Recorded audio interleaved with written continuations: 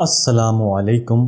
آج کا یہ وظیفہ تھوڑا مشکل ہے لیکن بہت ہی کارآمد ہے۔ اگر آپ اس وظیفہ کو کر لو گے تو آپ کی زندگی سے غربت ایسے ختم ہو جائے گی جیسے کبھی کوئی پریشانی تھی ہی نہیں۔ اگر آپ نے اپنی زندگی سے غربت کو نکال کر خوشحالی کو لے کر آنا ہے تو یہ وظیفہ آپ کے لیے ہے۔ اگر آپ تھوڑی سی مشکل برداشت کر سکتے ہو تو آپ اس ویڈیو کو پورا دیکھ سکتے ہیں اور آپ اس وظیفہ کو کر بھی سکتے ہیں۔ اور اگر آپ مشکلات کو برداشت نہیں کر سکتے، اپنی نیند کی قربانی نہیں دے سکتے تو آپ اس ویڈیو کو ابھی یہیں پر بند کر دیں، کیونکہ یہ آپ کے لیے نہیں ہے۔ آپ نے کرنا کیا ہے، صرف تیسرا کلمہ پڑھنا ہے۔ کب اور کیسے پڑھنا ہے یہ میں آپ کو تفصیل سے بتاتا ہوں، بس آپ نے ویڈیو کو پورا دیکھنا ہے۔ تیسرا کلمہ کیا ہے؟ تیسرا مطلب 3 لفظوں کا مجموعہ۔ پہلا سبحان اللہ، دوسرا الحمدللہ اور تیسرا اللہ اکبر۔ یہ تینوں وہ کلمات ہیں جن کو تسبیح فاطمی کہا جاتا ہے۔ نبی کریم صلی اللہ علیہ وسلم کے جگر کا ٹکڑا سیدہ فاطمہ رضی اللہ عنہ سے منسوب ہے۔ پھر رسول رحمت صلی اللہ علیہ وسلم نے جب یہ تسبیح حضرت فاطمہ کو بتائی تو اس وقت یہ بھی فرمایا کہ اس کے بدلے میں اللہ تعالی 100 غلاموں کو آزاد کرنے کا ثواب عطا فرمائے گا۔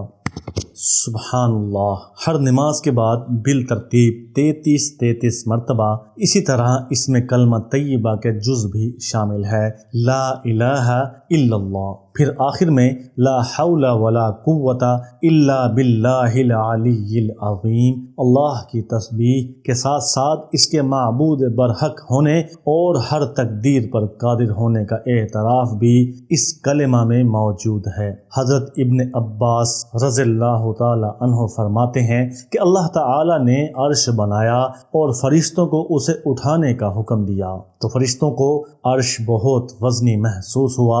اس وقت فرشتوں کو سبحان اللہ پڑھنے کو کہا، چنانچہ اس کو پڑھتے ہی عرش اٹھانا آسان ہو گیا۔ فرشتے برابر اس کلمے کو پڑھتے رہے یہاں تک کہ حضرت آدم علیہ السلام وجود میں آئے اور ان کو چھینک آئی تو الحمدللہ پڑھنے کا حکم دیا۔ اس کے جواب میں اللہ تعالی نے فرمایا یرحمک اللہ۔ فرشتوں نے یہ کلمہ سنا تو سبحان اللہ کے ساتھ ساتھ الحمدللہ بھی پڑھنے لگے۔ حضرت نوح علیہ السلام کا زمانہ آیا تو بت پرستی کے خلاف اللہ نے حکم دیا کہ قوم کو لا الہ الا اللہ پڑھے۔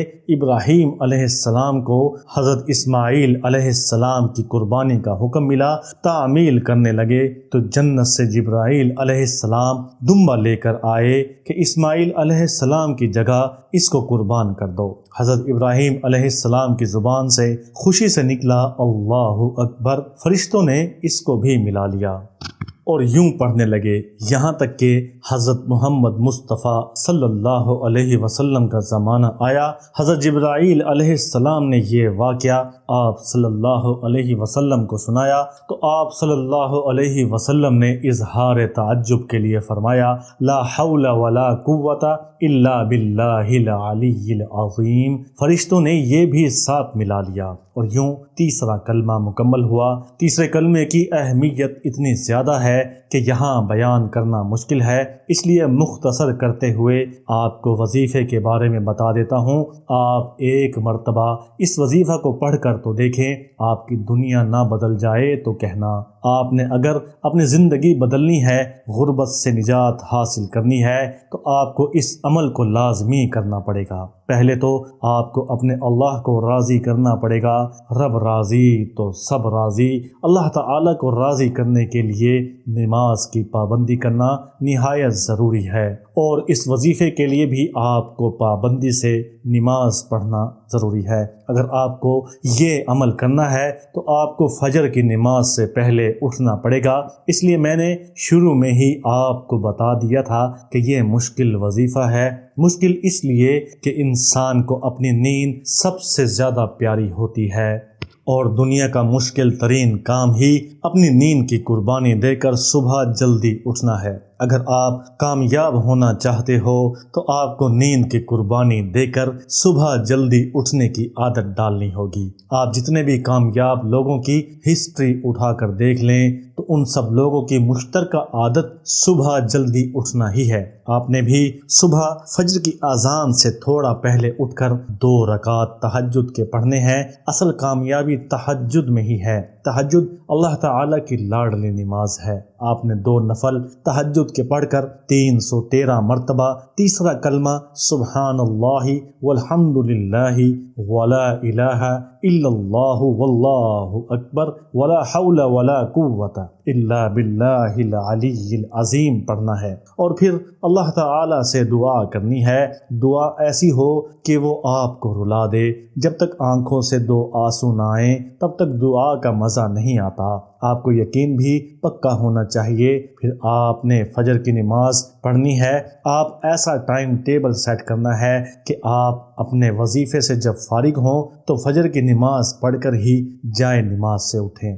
آپ نے 21 دن بلا ناغہ اس وظیفہ کو پڑھنا ہے۔ اگر آپ نے اس عمل کو کر لیا تو آپ کی زندگی بدلتی دنیا دیکھے گی۔ 21 دن پوری لگن اور توجہ سے اس عمل کو کر لیں، پھر آپ کا کام ختم اور اوپر والے کا کام شروع۔ خود اپنی زندگی میں آزمایا اور اب تک ہزاروں لوگوں کو بتا چکا ہوں۔ الحمدللہ برکتیں نصیب ہوئی۔